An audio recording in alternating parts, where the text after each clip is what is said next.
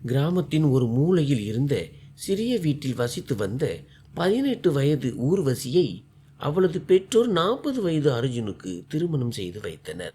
காரணம், அர்ஜுனின் வயதான பெற்றோரை கவனித்துக் கொள்ள ஒரு வேலைக்காரி தேவைப்பட்டது. ஊர்வசி ஒரு ஏழை வீட்டு பெண் என்பதால் அவளது விருப்பத்தை கேட்காமலேயே அவளை இந்த திருமண பந்தத்தில் கட்டி போட்டனர். அர்ஜுன் அவளிடம் நெருங்குவதே இல்லை. ஏனென்றால் அவனுக்கு தேவைப்பட்டது பெற்றோரை கவனித்துக் கொள்ள ஒரு வேலைக்காரி மட்டுமே. அது இப்போது கிடைத்துவிட்டது. ஆனால் ஒரு இரவு பலத்த மழை பெய்து கொண்டிருந்தது. அன்று இரவு ஊர்வசி தன் அறையை விட்டு வெளியே வரவே இல்லை. அவள் தன் மாமனார் மாமியாருக்கு உணவோ அல்லது மருந்தோ எதையும் கொடுக்கவில்லை. இதை கண்டு கோபமடைந்த அர்ஜுன் ஊர்வசியின் அறைக்கு சென்றான். ஆனால் அங்கே பங்களாவின் முற்றத்தில் காய்ந்த இலைகள் சிதறி கிடந்தன. ஒரு பெரிய ஜன்னல் கண்ணாடிகளில் தூசி படிந்திருந்தது. கமலா மற்றும் கீதா என்ற 2 வேலைக்காரிகள் முற்றத்தை சுத்தம் செய்து கொண்டிருந்தனர். 3வது வேலைக்காரியான ராணி ஒரு துணியால் ஜன்னல் கண்ணாடிகளை துடைத்து கொண்டிருந்தாள். காற்றில் குளிர் கலந்திருந்தது. எனவே ஊர்வசி தன் தோளில் ஒரு சாலை போர்த்திருந்தாள். அவளே வேலையை மேற்பார்வை செய்து கொண்டிருந்தாள். சில நேரங்களில் அவளும் வேலையில் உதவி செய்தாள். அது ஜனவரி மாதத்தின் முதல் வாரம். கடந்த சில நாட்களாக வெயில் அடித்திருந்ததாலும் நேற்று மாலை பெய்த பலத்த மழையும் காற்றும் அனைவரையும் நடுங்க செய்திருந்தது. அந்த புயல் பளிச்சென்று இருந்த வீட்டின் மேல் ஒரு தூசு படலத்தை படிய வைத்திருந்தது. சிறிது நேரம் கழித்து ஊர்வசியின் மாமனாரின் குரல் கேட்கவே அவள் ஒரு அறையை நோக்கி திரும்பினாள். அங்கே அவளது மாமனார் ராம் பிரசாத் எப்போதும் போல கட்டிலில் படுத்துக்கொண்டு அவளை அழைத்து கொண்டிருந்தார். ஆனால் அது அவருக்காக அல்ல, அவரது மனைவி சாவித்திரிக்காக. சாவித்திரி மூக்கு கண்ணாடி அணிந்து ஸ்வெட்டர் பின்னுவதில் மூழ்கியிருந்தார். ஊர்வசி அவரிடம் சென்று அன்பாக சொன்னார், அத்தை, எத்தனை முறை சொல்லியிருக்கிறேன் இந்த வேலையை செய்யாதீர்கள் என்று. அதிக நேரம் உற்று பார்த்தால் உங்கள் தலை வலிக்கும்.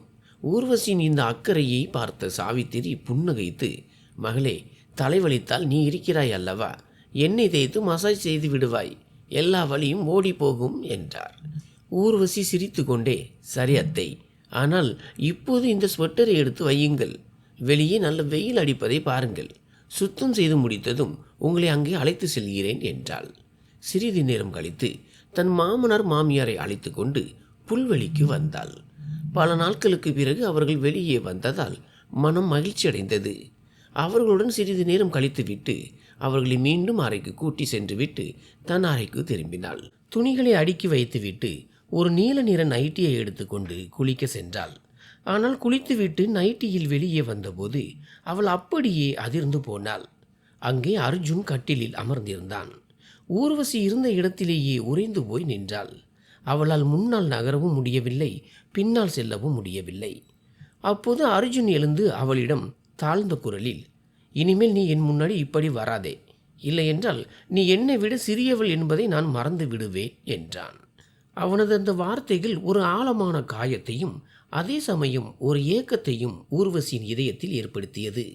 அவள் தலையசைத்து சம்மதம் தெரிவித்துவிட்டு, நிச்சயமாக ஐயா, இனி கவனமாக இருப்பேன் என்று கூறி அறையை விட்டு வேகமாக ஓடினாள். அர்ஜுன் அங்கே நின்றபடி வியப்புடன் யோசித்து கொண்டிருந்தான். ஊர்வசி அவனது மனைவியாக இருந்த போதிலும் அவனை ஐயா என்றே அழைத்து வந்தாள். அர்ஜுனும் அவளை தன் பெற்றோரை கவனித்துக் கொள்ளும் ஒரு வேலைக்காரியாகவே கருதி வந்தான். ஆனால் இப்போது வெட்கத்தில் சிவந்த ஊர்வசியின் முகத்தை நினைத்து அர்ஜுன் மெல்ல புன்னகைத்தான். பின் தனக்குள்ளேயே முணுமுணுத்து கொண்டான். இந்த பெண் எவ்வளவு அழகாக இருக்கிறாளோ அதே அளவு அவளிடம் ஒரு தனிப்பட்ட அன்பும் இருக்கிறது. ஒருபோதும் அவள் யாருக்கும் கெடுதல் நினைக்க மாட்டாள், யாரிடமும் மரியாதை குறைவாக நடக்க மாட்டாள். சில நிமிடங்களிலேயே அர்ஜுன் ஊர்வசியின் பல நற்குணங்களை கண்டுகொண்டான். அவளது பயந்த சுபாவத்தையும் அப்பாவித்தனத்தையும் கவனித்த அர்ஜுன் அவள் என்னை பற்றி என்ன நினைப்பாளோ என்று யோசித்தான். சிறிது நேரம் கழித்து அவன் கீழே வந்தபோது வேலைக்காரி கமலா அவனது பெற்றோர் மற்றும் ஊர்வசி மூவரும் ஹாலில் அமர்ந்திருப்பதை கூறினாள். அப்போது ஊர்வசி தன் மாமியார் சாவித்திரி சொன்ன ஏதோ ஒரு நகைச்சுவைக்காக சத்தமாக சிரித்து கொண்டிருந்தாள். சாவித்திரியும் அடிக்கடி ஊர்வசியின் கன்னத்தை கிள்ளி விளையாடி கொண்டிருந்தார். இதை பார்த்த மாமனார் ராம் பிரசாத் கோபமாக அவர்களை பார்த்தார். உடனே ஊர்வசி, மாமா, என்ன ஆச்சு? இந்த வயதிலும் உங்களுக்கு பொறாமையா? நான் உங்கள் மகள் தானே. ஒரு மகள் தன் தாயை அணைத்துக் கொள்வதும் தாய் மகளின் கன்னத்தை கிள்ளுவதும் தவறா என்ன என்று கேட்டாள். மேலும் மாமியார் என் சிறந்த தோழி, அதனால் அவருடன் சிரித்து பேசவும் விளையாடவும் எனக்கு உரிமை இருக்கிறது என்று கூறி ஊர்வசி மனம் விட்டு சிரித்தாள். அர்ஜுன் இதையெல்லாம் பார்த்து மெல்ல புன்னகைத்தான். அந்த தத்துரூபமான குடும்ப சூழல் அவனுக்கு மிகவும் பிடித்திருந்தது. தானும் அவர்களுடன் இணைந்து அந்த தருணத்தை பகிர்ந்து கொள்ள வேண்டும் என்று அர்ஜுன் நினைத்தான். ஆனால் திடீரென்று அர்ஜுனை பார்த்ததும் ஊர்வசியின் முகம் வெளிரி போனது. இதை கண்ட அர்ஜுனின் கால்கள் அப்படியே நின்றன. ஊர்வசியின் முகத்திலிருந்து சிரிப்பு மறைந்தது. இதழ்கள் இறுகின. அவன் தன் கோபத்தை கட்டுப்படுத்த முயன்றான். ஆனால் அது அவனது கட்டுப்பாட்டை மீறி செல்வது போல தோன்றியது. எனவே அவன் அங்கிருந்து அமைதியாக தன் அறைக்கு ஓட முயன்றான். ஆனால் அவனது அப்பா ராம்பிரசாத் அவனை கவனித்து விட்டார். அர்ஜுன், மகனே, நீ எப்போது வந்தாய்? இப்போது எங்கே ஓடுகிறாய்? இங்கே வா, எங்களோடு அமர்ந்து சிறிது நேரம் செலவிடு என்று அழைத்தார். தன் மாமனாரின் குரலை கேட்ட ஊர்வசி ஒரு நிமிடம் நிமிர்ந்து அர்ஜுனை பார்த்தாள். அர்ஜுன் ஹாலில் இருந்த நாற்காலியில் அமர்ந்து தன் பெற்றோரின் உடல்நலம் மற்றும் வீட்டின் மற்ற வேலைகளை பற்றி விசாரித்தான். பேசிக்கொண்டிருக்கும் போது அர்ஜுன் அவ்வப்போது வானத்தை பார்ப்பதும் பின் ஊர்வசியை பார்ப்பதுமாக இருந்தான். அவனது பார்வையால் ஊர்வசி மிகுந்த பதற்றமடைந்தாள். அங்கிருந்து நகர்வதே புத்திசாலித்தனம் என்று நினைத்தவள் சட்டென்று எழுந்து சமையலறைக்கு சென்றாள். அங்கே காஃபி தயாரித்து விட்டு வேலைக்காரி கமலாவிடம் கொடுத்து, இதை அர்ஜுன் ஐயாவிடம் கொடுத்து விடு என்று கூறிவிட்டு தன் அறைக்கு சென்றாள். ஊர்வசியின் மனதில் அறியாத கனவுகள் வண்ணம் தீட்டத் தொடங்கின. அர்ஜுன் தன் விதியில் இருப்பானா என்று கூட யோசிக்காமல் அவள் தனக்குள்ளேயே சொல்லிக் கொண்டாள். அர்ஜுனின் காலடி தூசுக்கு கூட நான் சமமில்லை. அவர் வானத்தில் மின்னும் நிலவு, நானோ தரையில் கிடக்கும் தூசு. நாங்கள் இணைவது சாத்தியமற்றது. கனவுகளில் மூழ்கியிருந்த அவளது கண்களில் இருந்து அறியாமலேயே 2 சொட்டு தண்ணீர் கன்னங்களில் உருண்டோடின. அதை துடைத்து கொண்டே அவள் இறைவனிடம் வேண்டினாள். இறைவா, என் வாழ்க்கையில் எப்போது மகிழ்ச்சி வரும்? அல்லது நான் இப்படியே வாழ்ந்துவிட வேண்டுமா? நீ எப்போது என் மீது கருணை காட்டுவாய்? எப்போது எனக்கு அர்ஜுனின் காதல் கிடைக்கும்? அன்பை பெறுவதும் கொடுப்பதும் தவறில்லையே. அவள் அர்ஜுனின் காதலில் முழுமையாக மூழ்கியிருந்தாள். ஆனால் பதிலுக்கு அவனிடம் இருந்து ஒருபோதும் அன்பு கிடைத்ததில்லை. உண்மையில் அவள் அர்ஜுனிடம் தன் உணர்வுகளை ஒருபோதும் வெளிப்படுத்தியதே இல்லை. திருமணத்தின் முதல் இரவில் அர்ஜுன் பேசிய அந்த வார்த்தைகள் அவளது இதயத்தில் ஆழமான வடுவை ஏற்படுத்தியிருந்தன. அன்று அவன் அவளது இதயத்தை உடைத்திருந்தான். இருப்பினும் ஊர்வசி அவன் மீது மாறாத அன்பு வைத்திருந்தாள். அவனிடமிருந்து எதையும் எதிர்பார்க்கவில்லை. சிறிது நேரம் கழித்து தன்னை தேற்றிக் கொண்டு கனவுலகிலிருந்து வெளியே வந்தாள். பிறகு சமையலறைக்கு சென்று உணவு சமைக்க தொடங்கினாள். தன் மாமனார் மாமியாருக்காக சத்தான உணவுகளை தன் கைப்பட தயாரிப்பாள். பன்னீர், பூசணி மற்றும் கீரை ஆகியவற்றை மிளகாய் சேர்க்காமல் சமைத்து சேலட் தயார் செய்தாள். அனைத்தையும் தட்டில் அடுக்கி அவர்களது அறைக்கு எடுத்து சென்றாள். வேலைக்காரி கமலா ஏற்கனவே அவர்களை அங்கே அமர வைத்திருந்தாள். இன்று அர்ஜுனிற்கு விடுமுறை போலிருக்கிறது. அவன் நிதானமாக தன் பெற்றோருடன் அமர்ந்து பேசி கொண்டிருந்தான். அவன் இல்லாத நேரங்களில் ஊர்வசி சுதந்திரமாக சுற்றி திரிவாள். ஆனால் இன்று காலையிலிருந்தே அவனை கண்டாலே ஓடி ஒளிகிறாள்.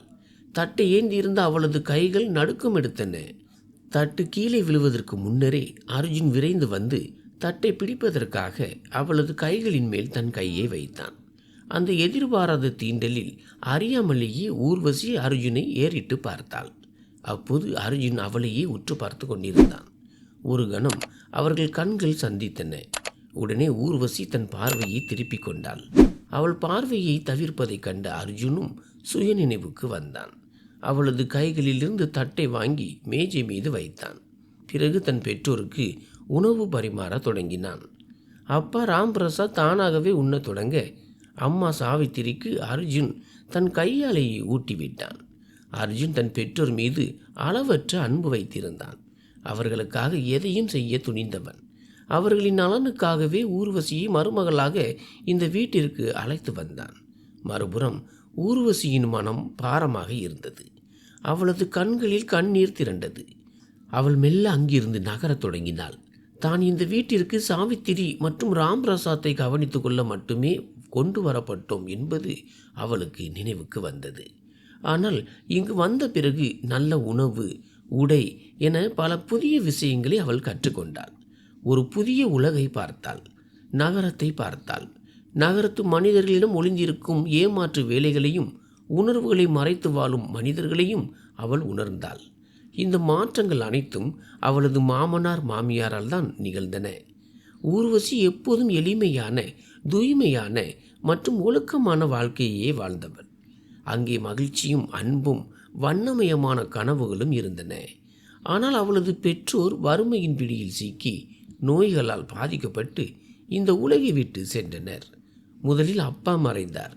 அந்த துக்கத்தில் அவளது அம்மாவும் படுத்த படுக்கையாகி 4 மாதங்களிலேயே ஊர்வசியை தனியாக விட்டுவிட்டு சென்றார். அதன் பிறகு ஊர்வசி தன் சித்தியின் வீட்டில் வளரத் தொடங்கினாள். சித்தி வீட்டில் எல்லா வேலைகளையும் அவள் செய்வாள்.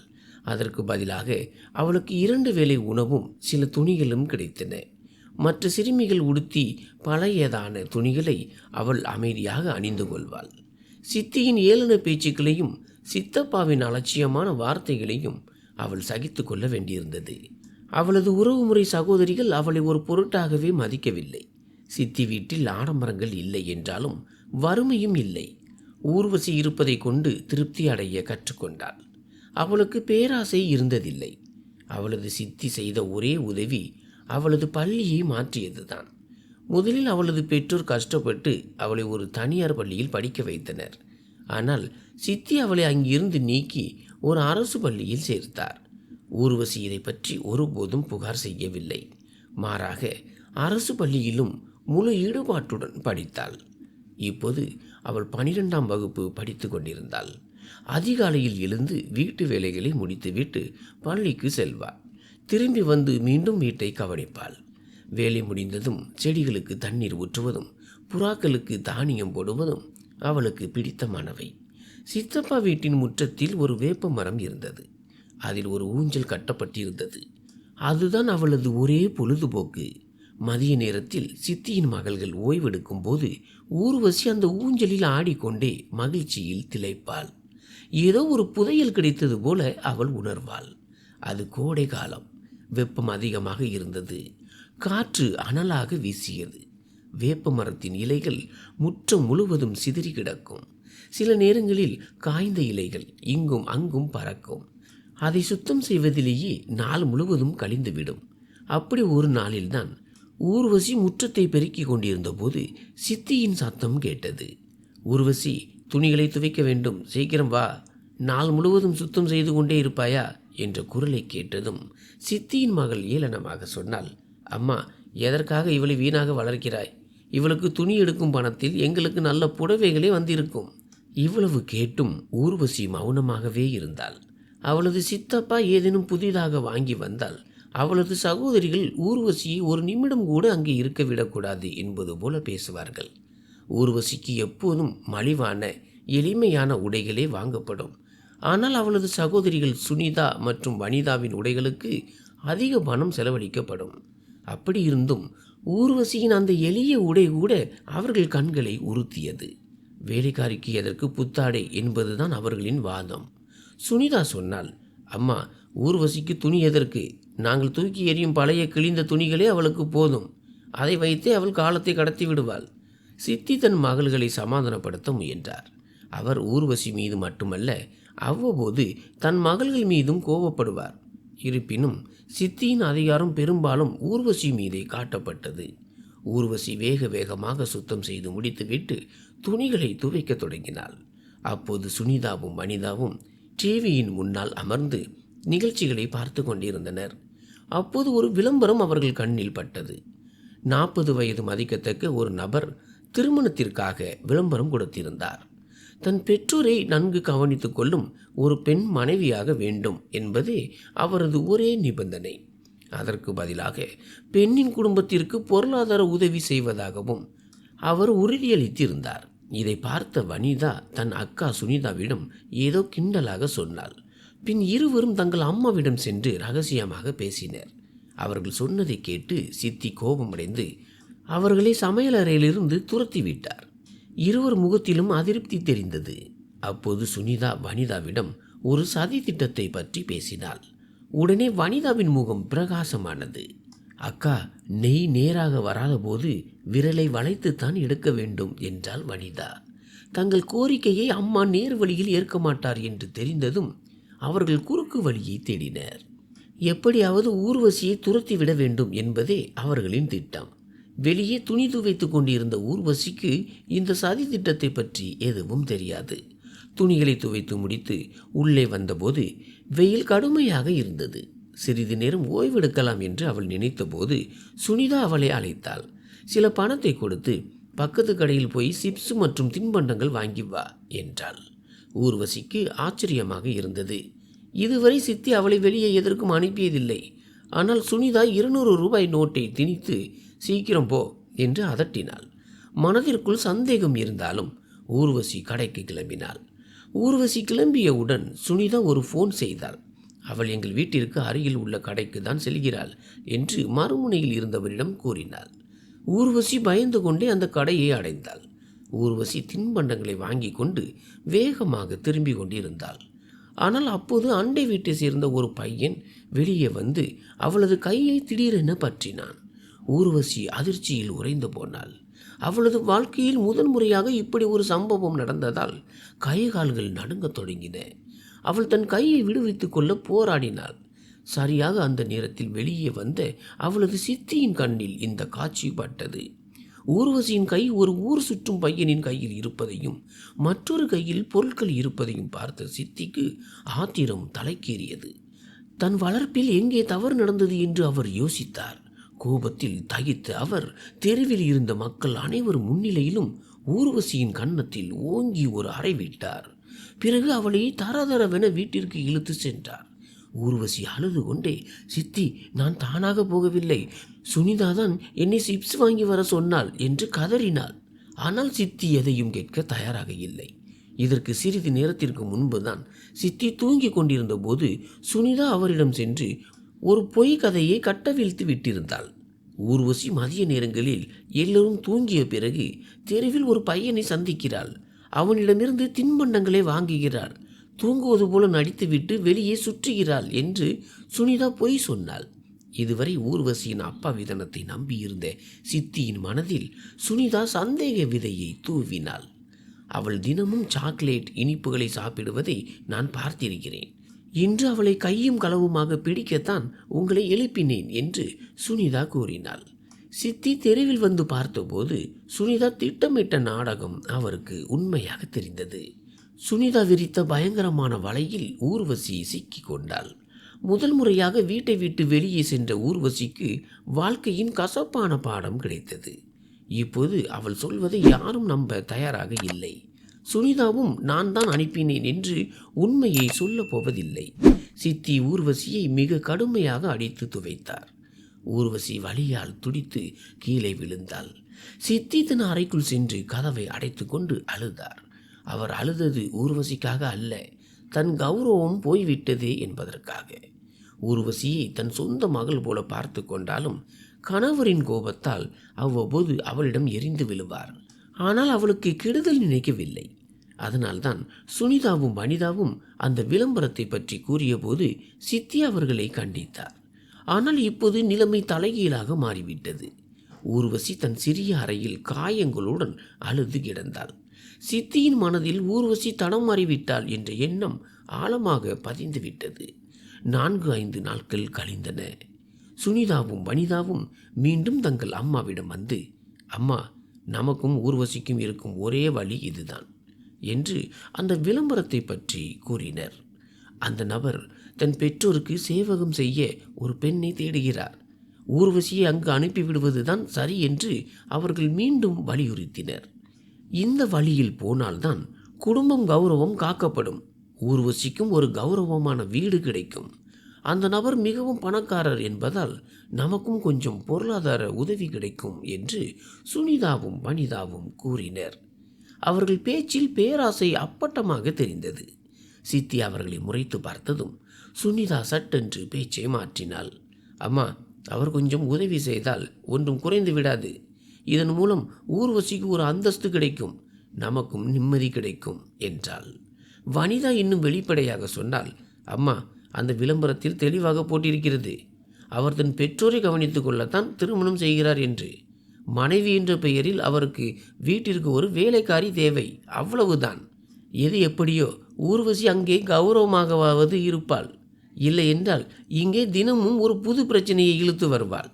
சுனிதா மற்றும் வனிதாவின் கண்களில் சுயநலம் மட்டுமே இருந்தது. திருமணத்திற்கு பிறகு அர்ஜுன் அவளை ஒரு வேலைக்காரி போலத்தான் நடத்துவான் என்று தெரிந்ததும் அவர்களுக்கு ஊர்வசி மீது ஒரு துளி கூட இரக்கம் வரவில்லை. சித்தியும் இப்போது மனதளவில் களைத்து போயிருந்தார். ஊர்வசி இங்கேயே இருந்தால் ஏதாவது விபரீதம் நடந்து விடுமோ, தன் கௌரவம் தெருவுக்கு வந்து விடுமோ என்று அவர் அஞ்சினார். தன் கணவனின் அண்ணன் மகள் இப்படி தன்னை ஒரு கையறு நிலையில் நிறுத்திவிட்டாளே என்ற குற்ற உணர்ச்சியும் அவருக்குள் இருந்தது.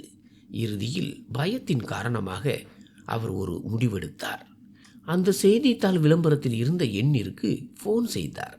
அடுத்த நாள் அந்த நபர் வீட்டிற்கு வந்தார். ஊர்வசியை திருமணம் செய்து அழைத்து செல்ல சம்மதித்தார். அந்த நபர் வேறு யாருமல்ல, அவர்தான் அர்ஜுன். அர்ஜுனின் உதவியாளர் இந்த வரனை பற்றி சொன்னபோது அர்ஜுன் வியப்படைந்தான். ஆனால் அந்த பெண் தன் சித்தி வீட்டில் வளர்வதையும் அவளது பெற்றோர் மறைந்து விட்டதையும் சித்தி அவளுக்கு விரைவில் திருமணம் செய்து வைக்க விரும்புவதையும் கேட்டவுடன் அர்ஜுன் அமைதியானான். ஒரு நாள் சித்தி ஊர்வசியிடம் வந்து, நாளை உனக்கு திருமணம் என்று சொன்னார். திடீரென திருமண பேச்சை கேட்ட ஊர்வசி அதிர்ச்சியில் உறைந்தாள். தாயை போல கருதிய சித்தி இப்படி செய்வார் என்று அவள் எதிர்பார்க்கவில்லை. ஊர்வசி சித்தியின் காலில் விழுந்து அழுது கொண்டே, சித்தி, நான் எந்த தவறும் செய்யவில்லை, சுனிதா தான் என்னை வெளியே அனுப்பினார் என்று கதறினாள். ஆனால் சித்தி எதையும் நம்ப தயாராக இல்லை. அவருக்கு தன் சொந்த மகள்களின் எதிர்காலத்தை பற்றிய கவலை மட்டுமே இருந்தது. ஊர்வசியின் நடத்தை பற்றிய பேச்சு தெருவில் பரவினால் அது சுனிதா மற்றும் வனிதாவின் திருமணத்தை பாதிக்கும் என்று அவர் பயந்தார். சுனிதாவும் வனிதாவும் அழகானவர்கள்தான். ஆனால் ஊர்வசி இயற்கையான அழகையும் கண்களில் ஒருவித அப்பாவிதனத்தையும் கொண்டிருந்தாள். அவளது முகத்தில் ஒரு அமைதி இருந்தது. சுனிதாவும் வனிதாவும் மேக்கப் செய்து கொண்டு தங்கள் இயல்பான அழகை தொலைத்திருந்தனர். அடுத்த நாள் அர்ஜுன் தன் பெற்றோர் மற்றும் சிலருடன் ஊர்வசியின் வீட்டிற்கு வந்தான்.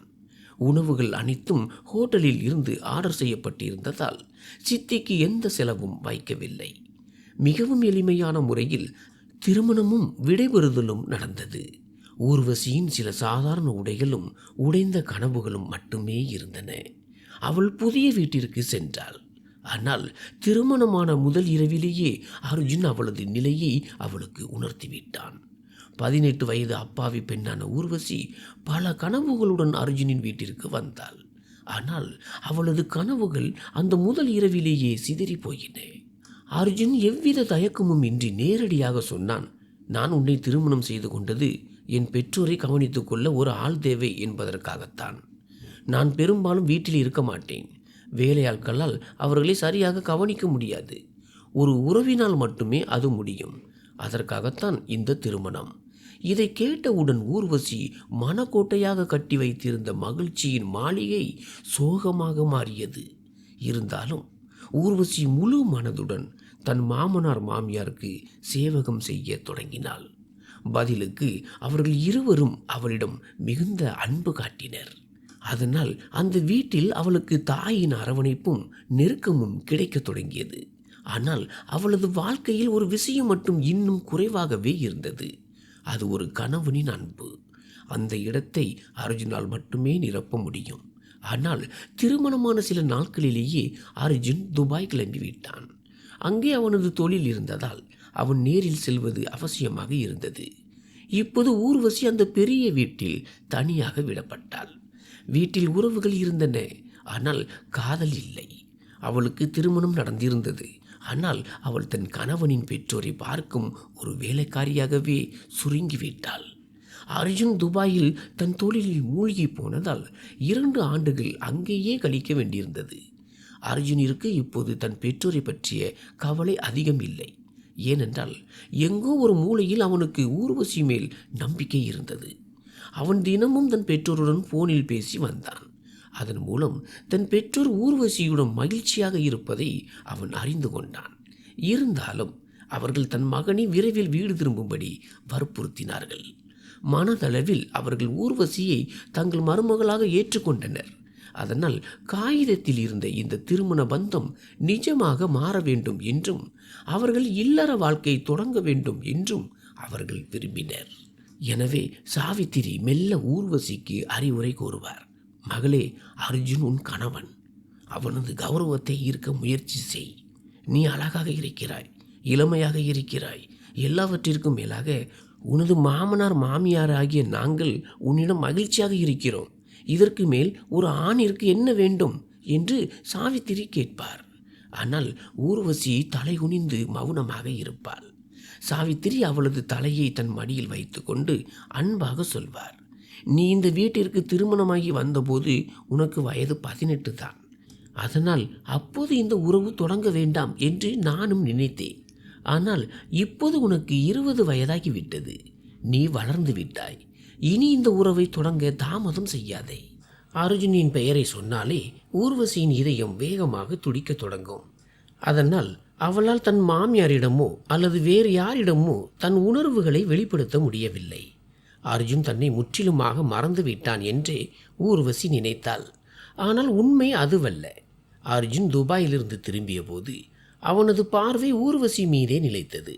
அறியாமலேயே அவனது கண்கள் அவளது மென்மையான உருவத்தை தேடி அலைந்தன. ஒருவேளை இது இருவரையும் ஒருவரை ஒருவர் நோக்கி இழுக்கும் அந்த வலிமையான கண்ணுக்கு தெரியாத கயிறாக இருக்கலாம்.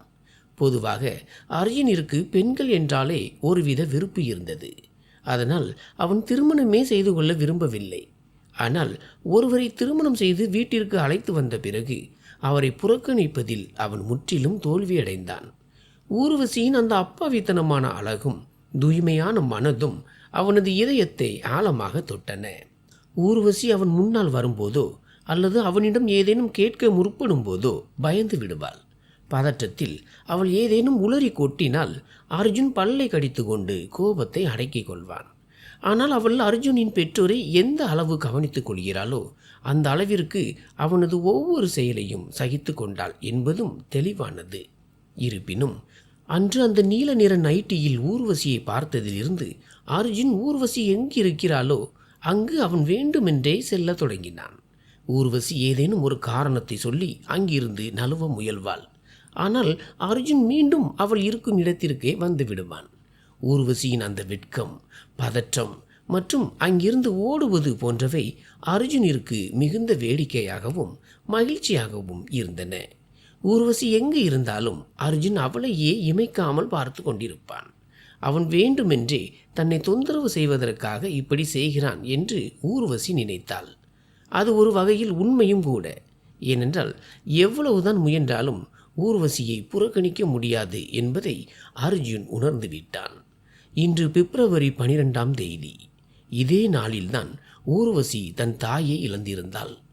அதனால் அவள் அதிகாலையில் இருந்தே மிகுந்த மனவேதனையில் இருந்தாள். தாயின் நினைவுகள் அவளது கண்களை குளமாக்கின.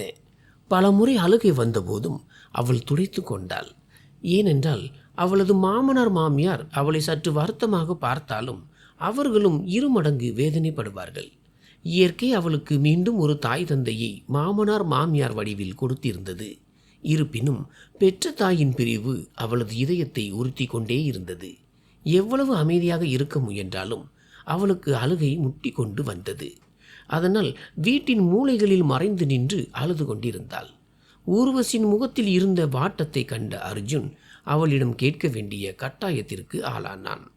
ஒரு நாள் அர்ஜுன் கேட்டே விட்டான். ஊர்வசி, என்ன ஆனது? உடல்நிலை சரியில்லையா? வா, டாக்டரிடம் அழைத்து செல்கிறேன்.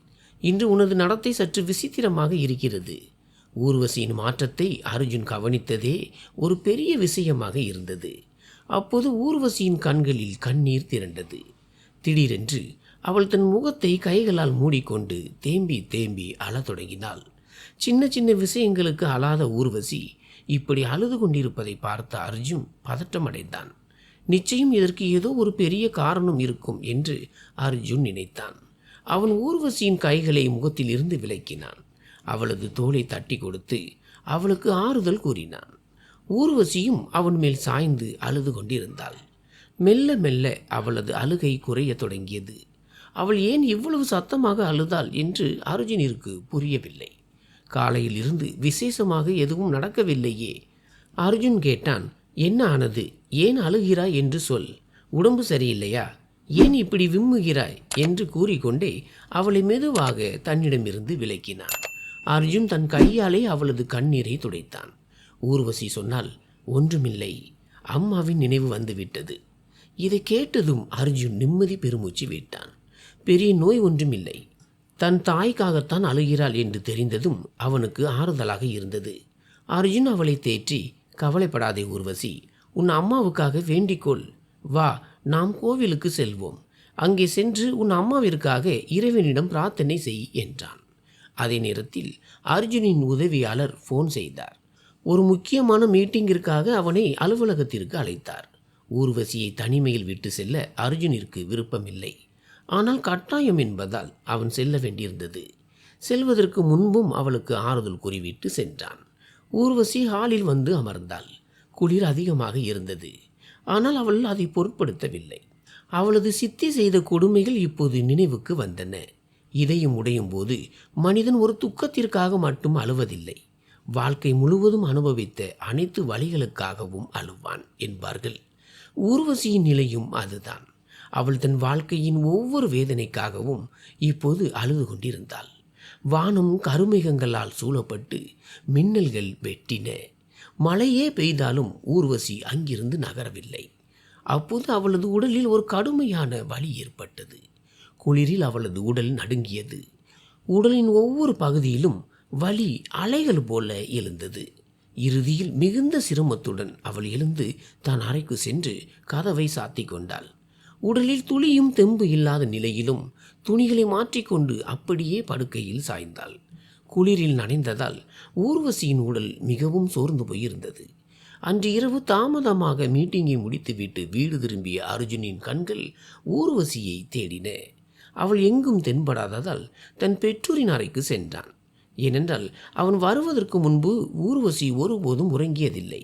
அங்கே அவனது அப்பா ராம்பிரசாத் குளிரில் நடுங்கிக் கொண்டும் கடுமையாக இருமி கொண்டும் இருந்தார். அர்ஜுன் பதற்றத்துடன் அவரிடம் சென்று, என்ன ஆனது? ஏன் இப்படி இருக்கிறீர்கள்? ஊர்வசி எங்கே என்று கேட்டான். அம்மா சாவித்திரி அப்பாவின் முழங்காலில் மருந்து தடவி கொண்டிருந்தார். சாவித்திரி அந்த மருந்தின் மூடியை மூடி மேசை மீது வைத்துவிட்டு மெதுவாக சொன்னார், குளிர் அதிகரித்ததால் இவருக்கு முழங்கால் வலி வந்துவிடும் மகனே. தினமும் ஊர்வசி தான் மசாஜ் செய்து விடுவாள். இன்று நானே செய்கிறேன். அவளை பல முறை கூப்பிட்டு பார்த்தேன். அவள் வரவே இல்லை. ஒருவேளை அறையில் ஓய்வெடுத்து கொண்டிருப்பாளோ என்னவோ. அம்மாவின் சொற்களை கேட்டதும் அர்ஜுனிற்குள் கோபக்கனல் மூண்டது. இன்றுதான் அவளிடம் சற்று அன்பாக நடந்து கொண்டோம். அதற்குள்ளேயே பெற்றோரை புறக்கணிக்க தொடங்கிவிட்டாளா? தன் பக்கம் கவனத்தை ஈர்க்க இதுதான் சமயம் என்று நினைக்கிறாளோ என்று எண்ணினான். அர்ஜுன் முதலில் அப்பாவுக்கு மருந்து கொடுத்தான். பிறகு ஆத்திரத்துடன் ஊர்வசியின் அறைக்கு சென்றான். ஊர்வசி படுக்கையில் கிடப்பதை பார்த்த அவன் கோபத்துடன் அவளது போர்வையை இழுத்து எறிந்தான். ஊர்வசி திடுக்கிட்டு எழுந்தாள். ஆனால் தலை சுற்றல் காரணமாக மீண்டும் படுக்கையிலேயே விழுந்தாள்.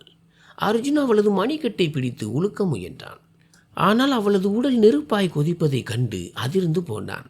அவள் கடுமையான காய்ச்சலில் தகித்து கொண்டிருந்தாள். உடல் முழுவதும் நடுங்கியது.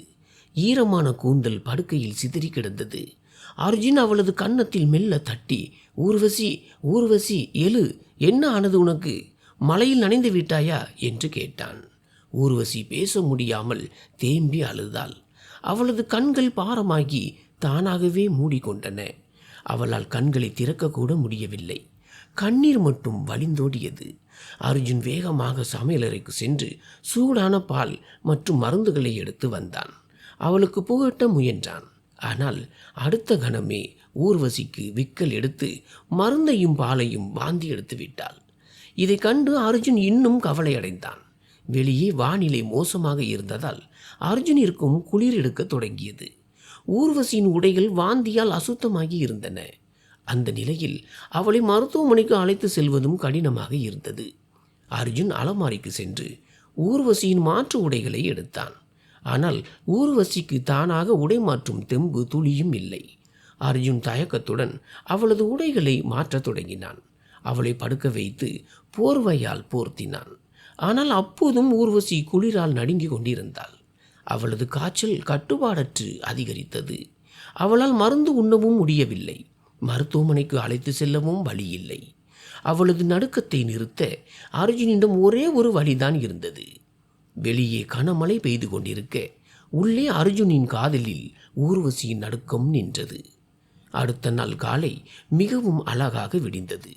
இரவு முழுவதும் அர்ஜுன் தன்னை கவனித்துக் கொண்டதை ஊர்வசி நினைத்து பார்த்தாள். அவள் படுக்கையை விட்டு எழ முயன்ற போது அர்ஜுன் அவளது மணிக்கட்டை பிடித்து தடுத்தான். உன் நிலைமை இவ்வளவு மோசமாக இருந்தும் எனக்கு ஃபோன் செய்ய வேண்டும் என்று உனக்கு தோன்றவில்லையா என்று கேட்டான். ஊர்வசி வெட்கத்துடன் தலைகுனிந்து, எனக்கு மொபைல் பயன்படுத்த தெரியாது, எப்படி ஃபோன் செய்ய வேண்டும் என்பதும் தெரியாது என்றாள். இதை கேட்டு அர்ஜுன் திகைத்து போனான். ஊர்வசியின் கடந்த காலத்தை பற்றி அவன் யோசிக்க தொடங்கினான். திருமணத்திற்கு பிறகு அவளது பிறந்த வீட்டிலிருந்து ஒருவர் கூட அவளை வந்து பார்த்ததில்லை. அவளது சித்திக்கு அவள் மீது துளியும் அன்பு இல்லை என்பதை அவன் உணர்ந்தான். அர்ஜுன் ஆழமான சிந்தனையில் இருந்தபோது ஊர்வசி குளித்துவிட்டு வந்து காலை உணவு தயாரித்தாள். அவள் தன் மாமனார் மாமியாருக்கு உணவு பரிமாறினாள். அர்ஜுனும் குளித்துவிட்டு வெளியே வந்தான். அவன் ஊர்வசியை பார்த்து மெலிதாக புன்னகைத்தான். ஊர்வசியின் முகம் வெட்கத்தால் சிவந்தது. நேற்று இரவு நடந்த சம்பவங்கள் அவளது கண் முன்னே நிழலாடின. குளிரில் நடுங்கிய போது தான் அர்ஜுனிடம் தஞ்சம் புகுந்ததை நினைத்து அவள் நாணினாள். அந்த நினைவுகள் ஊர்வசியின் முகத்தில் வெட்கத்தை ஏற்படுத்தின. அவளது முகமாற்றத்தை அவளது மாமியார் சாவித்திரியால் எளிதாக கண்டறிய முடிந்தது. சாவித்திரி திருப்தியுடன் புன்னகைத்து கொண்டார். தன் மகன் ஒரு கணவனாக தன் பொறுப்புகளை நிறைவேற்ற தொடங்கிவிட்டான் என்பதை அவர் உணர்ந்தார். தன் மடியில் அர்ஜுனின் குழந்தை தவழ வேண்டும் என்பதுதான் அவரது இப்போதைய ஒரே ஆசையாக இருந்தது. அர்ஜுன் காலை உணவை முடித்துவிட்டு யாரிடமும் எதுவும் சொல்லாமல் வீட்டிலிருந்து கிளம்பினான். அவன் நேராக ஊர்வசியின் பிறந்த வீட்டிற்கு சென்றான். ஊர்வசியுடனான உறவை அவளது குடும்பத்தினர் ஏன் துண்டித்து கொண்டனர் என்பதை அர்ஜுன் தெரிந்து கொள்ள விரும்பினான். ஆரம்பத்தில் அவள் யார், எங்கிருந்து வந்தாள், அவளது கடந்த காலம் என்ன என்பது எதுவுமே அர்ஜுனுக்கு தெரியாது. ஆனால் இப்போது அவன் அவளை உண்மையிலேயே நேசிக்க தொடங்கிவிட்டான். எனவே அவளை பற்றிய ஒவ்வொன்றையும் அறிவது அவனுக்கு அவசியமானது. அர்ஜுனை கண்டதும் சுனிதாவும் வனிதாவும் பதற்றமடைந்தனர். ஊர்வசிக்கும் அர்ஜுனிற்கும் நடந்த திருமணம் அவர்கள் செய்த சதியின் ஒரு பகுதி. ஆனால் இப்போது அந்த சதி அவர்களுக்கே எதிராக திரும்பிவிட்டது. அர்ஜுனை போன்ற அழகான மற்றும் பணக்கார இளைஞன் தங்களுக்கு கிடைக்கவில்லையே என்று அவர்கள் பொறாமையில் வெந்தனர். அர்ஜுனை ஊர்வசிக்கு கட்டி கொடுத்தது தங்களின் முட்டாள்தனம் என்று அவர்கள் தங்களுக்குள்ளேயே கோபப்பட்டனர். ஆனால் இப்போது வருந்துவதால் என்ன பயன்? அவர்கள் அர்ஜுனை வரவேற்று உபசரித்தனர். ஊர்வசியின் சித்தி அர்ஜுனை கண்டதும் அறியாமலேயே ஊர்வசியின் நினைவு வந்து அவரது கண்கள் கலங்கின. அவர் தன்னை தேற்றி கொண்டார். அர்ஜுன் அவரை வணங்கினான். சித்தி அவனை ஆசீர்வதித்துவிட்டு சுனிதா மற்றும் வனிதாவிடம் டீ கொண்டு வரும்படி கூறினார். அர்ஜுன் நாற்காலியில் அமர்ந்து, நீங்கள் ஊர்வசியின் சித்தி தானே என்று கேட்டான். அவர் மெல்ல தலையசைத்து சம்மதித்தார். பிறகு அர்ஜுன் சொன்னான், என் பெற்றோரை பார்த்து கொள்ள எனக்கு ஒரு நல்ல பெண் தேவைப்பட்டது. அதற்காகத்தான் நான் ஊர்வசியை திருமணம் செய்தேன். பெண்ணின் குடும்பத்திற்கு பொருளாதார உதவி செய்வதாகவும் நான் நிபந்தனை விதித்திருந்தேன். அர்ஜுன் தான் செய்த திருமணத்திற்கான காரணத்தை விளக்கி கொண்டிருந்தான். இதை கேட்ட சித்தியின் இதயம் கனத்தது. நாங்கள் ஏதேனும் தவறு செய்து விட்டோமோ, ஊர்வசியை தவறான கைகளில் ஒப்படைத்து விட்டோமோ என்று அவர் கவலைப்பட்டார். அர்ஜுன் தொடர்ந்து பேசினான். ஊர்வசி என் பெற்றோரை முழு மனதுடன் கவனித்துக் கொள்கிறாள். ஆனால் இப்போது நான் அவளை காதலிக்க தொடங்கிவிட்டேன். எனவே அவளை முழுமையாக ஏற்றுக்கொள்வது எனக்கு அவசியமாகிவிட்டது. இனி நாங்கள் ஒரு தம்பதியாக மகிழ்ச்சியாக வாழ வேண்டும் என்பதுதான் என் கனவு. ஆனால் அதற்கு முன் நான் ஒன்றை அறிந்து கொள்ள வேண்டும். நான் கொடுத்த வாக்குறுதிகளுக்கு பின்னால் என் சுயநலம் இருந்தது. என் பெற்றோருக்கு நல்ல சேவை கிடைக்க வேண்டும் என்பதுதான் அது. ஆனால் திருமணத்திற்கு பிறகு ஒருமுறை கூட நீங்கள் அவளது நலத்தை பற்றி விசாரிக்கவில்லை. ஏன் என்று நான் தெரிந்து கொள்ளலாமா? அர்ஜுனின் குரல் அமைதியாகவும் நிதானமாகவும் இருந்தது. ஆனால் ஊர்வசியின் சித்தியோ பயத்தில் வேர்க்க தொடங்கினார். அவர் உண்மையை சொல்ல நினைத்தார். ஆனால் உண்மையை சொன்னால் ஊர்வசியின் வாழ்க்கை பாதிக்கப்படுமோ என்று அஞ்சினார். எனவே பழியை தன் மீதே போட்டுக்கொள்வது நல்லது என்று கருதி, மகனே, அவள் எங்களுக்கு ஒரு சுமையாக இருந்தாள். உங்கள் வரன் வந்தபோது அது ஒரு நல்ல வாய்ப்பாக தெரிந்தது.